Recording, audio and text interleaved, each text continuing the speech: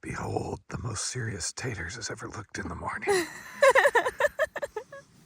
What have you done with I'm Taters? responding to students. Oh, hear that? She's not responding to YouTube comments. Students, her paid job. I'm just here trying to hustle taters out of the oh, wow, winding. Just here trying to hustle taters out of the tent so we can get moving. Unfortunately, we do have the better part of 20 miles to where we parked the car, and my feet are just falling apart. Other problem is I use some Metolius climbing tape as a blister tape. I have for years, and it seems like that stuff is just getting worse and worse. I used to be able to tape my heel and it would stick for days. Like I would just leave it on and, you know, it would basically let the blister heal before it would fall off. I can't even get it to stick for a couple of hours when my feet are sweating now, so I'm going to need a new solution here. Unfortunately, that does not help us on this trip where today is probably going to suck. So you can see I had my heel all taped up. I even tried putting moleskin underneath it and then taping it in place. And it came off within the hour. And this stuff was intended for rock climbers taping the back of their hands up while they climb cracks and things. I'm not sure what the heck happened. It wasn't available for a little while and then it came back and now it's worthless. So yeah, the heel thing, that's just early season lack of tape. But this area, once again, I have no idea what's going on there. Our one theory is I walk with my foot tilted one way or another. And so this kind of might be similar to this point, which kind of gets the majority of the impact as you walk. You actually build a huge callus right here, at least I do. So maybe this part's hitting more and it just is causing those abrasions. It's now happened on all the big trails and just randomly sometimes on shorter-ish ones like this. Really frustrating because I can't predict it and there's not much you can do because you can't really tape the bottom of your foot. Hashtag just not that good at this. And basically out of desperation, I am going to try tenacious taping my heel. And we are getting going. At least the weather's better, if not my feet.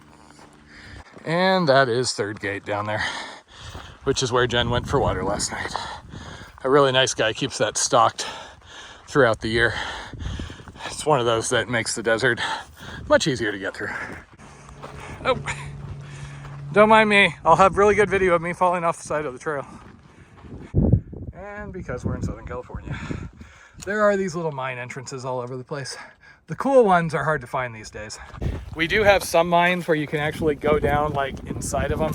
I've been in some of them where walking full speed for 15 minutes, that's how long it took to get to the back. Unfortunately, we have this phenomena called dumb people killing themselves, which happens and they end up closing the mines. For example, out by Jen and I, there used to be blue light mine. Used to be really cool. There was stuff around. You could go and there were multiple levels of this mine you could go down. No, it wasn't exactly safe, but it was a done thing. Then these three, like 18 to 20 somethings went down there. The bottom levels were flooded at that time. Two of them decided to strip down and try and go through the murky water to get to another opening. They never came back. They died and they ended up, once they recovered the bodies with like dive professionals, they closed down the entire thing. AKA, this is why we can't have nice things. Or in this case, quasi-dangerous things. Granted, like now I know that most of the things that you say aren't good, don't put on YouTube are people's favorite part. And I mean, honestly, bell bottoms came back, so anything can come back, right? Yeah, you know them as flares because, you know, we're born 3 minutes ago. Yeah, you see the observatory up there? I think that would be Palomar. I've never done it from this side. I biked up Palomar during a bike century thing. So we are getting down to Barrel Springs on Montezuma Road.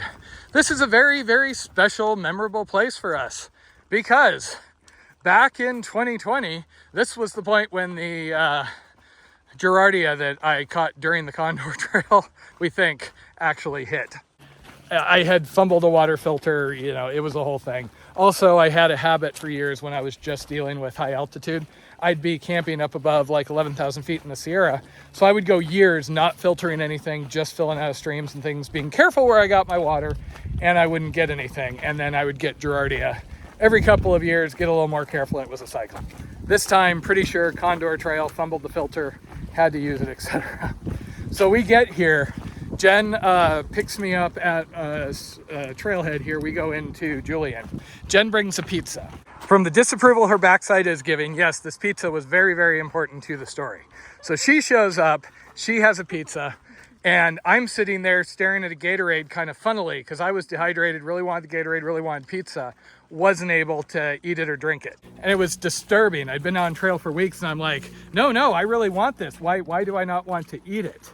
And the lovely Miss Taters over there, supportive partner and all that, got a little bit snippy with me because you were not communicating. I was hunched over, not sure what was going on, kind of scared, thinking I was dying. It was like that time I had HAPE and I saw those college girls skinny dipping in the river up in the Sierra, and I wasn't enjoying it at all. Well, if you would have just told me how awful you were feeling. I tried, and you yelled at me. So she went to use the bathroom. The pizza's on the front dash. I literally took 2 pieces of pizza and tried to like cram them down my mouth and swallow them. Yes, I could have dumped them in a planter, but that would have been like, you know, lying. Okay, that really didn't help because I wasn't upset that you weren't eating the pizza. She was, trust me. So anyway, Blondie's upset. I can't eat pizza. I can't drink anything. We actually came down here. Jen was coming and supporting me off and on, so we came to camp. Tried to find a place with a bathroom because I was feeling kind of off. Decided to camp here. And this was the point, I think over in the bushes there somewhere, where in the middle of the night I had the big, oh God, no, tried to make it to the bushes out of the tent and did not make it. What followed was a horrendous 6 hours or whatever till the next morning, at which point, soiled, haggard, wishing to die, we suddenly start trying to wander around and find a place to stay. Very hard during COVID. It's Julian, it's kind of frou-frou, all the people wanting like, you know, apple pie. It's all these like expensive B&Bs. We found one place that was affordable. It just, you couldn't like drink the water. Apple in, we didn't know what was going on. Eventually we find one place. I spent the next 2 days wishing that the nonstop diarrhea would either stop or I would die. Oh, I thought we were following you. Robbery! Fortunately, having been through the ringer, the yogurt machine, however you want to call it, the pudding pump multiple times. She'll get it in a minute. I was carrying Flagyl. I was able to use that, so it was about 2.5 days until I was able to function again. Before that, she tried to get me to leave, another slight miscommunication. I was on the bed, my stomach cramping, running to the bathroom every like 25 minutes instead of 15 minutes, going, I don't think I can go out today. She heard me like the Charlie Brown teacher, go out today, and was like getting ready to boot me out the door. And I'm like, I don't think. She eventually got the message and did not make me go out that day, and I was quite happy. And then we hiked back here, and I refused to stay here because this place has bad juju. Screw feng shui. Places I've crapped myself repeatedly, bad juju. Good story? Blondie, there is never giving too much crap to my girlfriend. You're just repeating what Rory said during that very first video, and the reality is, that's the most popular part. Come on. Because you laugh like that! Don't laugh cutely when you're giving crap if you don't want to be given crap. I do appreciate that you're filling the dirty water instead of the clean water here, though. There is a very real chance that we have Gerardia due to Jen bumbling and filling the clean water out of the dirty water. I made sure not to give you any of that water. Yeah, and there's no like cross communication or anything. So you get Gerardia and then you're coming. So stay tuned, folks. 2 weeks minus a day or two, and things might get exciting. WTC, that could happen during class. Oh, yeah. Through Hiker Pro tip, dirty water goes in the dirty water bag. Clean water goes in the drinking bottle. Invent a time machine, send that back 2 days so she doesn't contaminate our water, please. So we had debated just stopping here and hitching over to the car, but my feet are doing okay. So we think we can finish it and also still do nachos.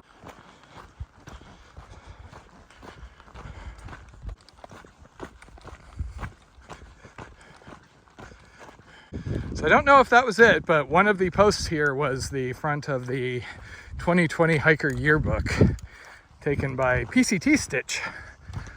This part makes me nostalgic for the CDT. Cow fields, so many cow fields.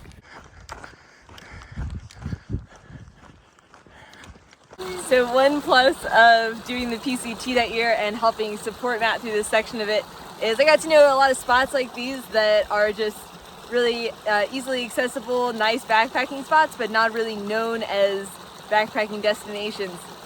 So sometimes when Matt wasn't around and I needed a weekend to just relax, decompress, I would come out here, hike in like 4 miles, camp here by the Oaks and River, and just have a really relaxing weekend. So I have happy memories from this spot. And that would be the famous Eagle Rock. Probably one of the more photoed places on the PCT in this section. It does really look like an eagle, but you gotta get on the right angle. Last mile or so, we did run into some people that were just very, very excited to finally run into people with backpacks. Because similar to me, they were expecting to see more people out here. So as I was telling them, the deal is the permits start March 1st. So that's when people leave Campo. I was kind of expecting more section hikers, similar to me, coming out wanting to beat the crowds, but I guess all the crazy weather scared people off. Or as happens sometimes, there are a bunch of people out here, but we're all moving in sync. So you never see anyone. See, Blondie, your tights really pop and jiggle, but pop color-wise.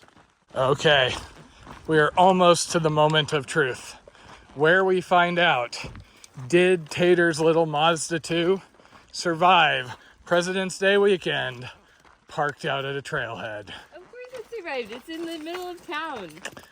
Okay, now we're gonna fade to black. Did you just call Warner Springs a town? Moment of truth. Will it be there? Will there be a carburetor? Will it have all its windows? Will it still be as dented as it is, or will somebody have come by and maybe taken a few of the dents out? That would be nice. I could see that. Somebody just, this offends me, I'm de-denting. And it looks like we have the Blondie Mobile.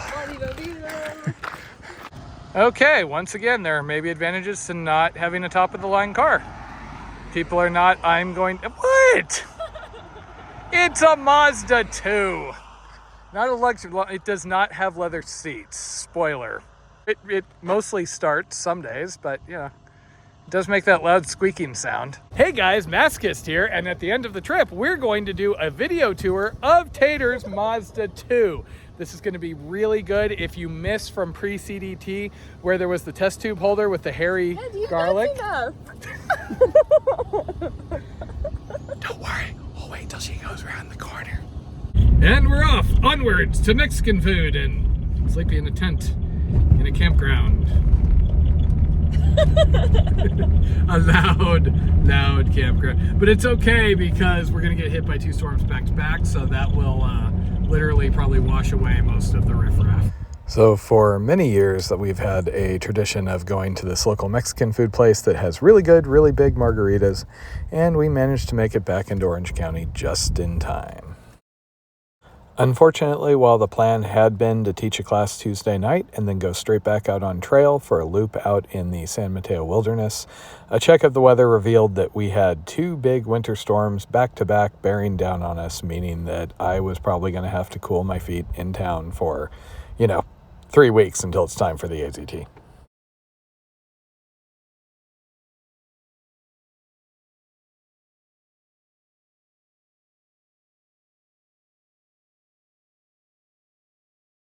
Hey guys, welcome to Tater's Tuesday, where Tater's is too busy to do free YouTube videos because she's got to work and teach the children. So inconsiderate.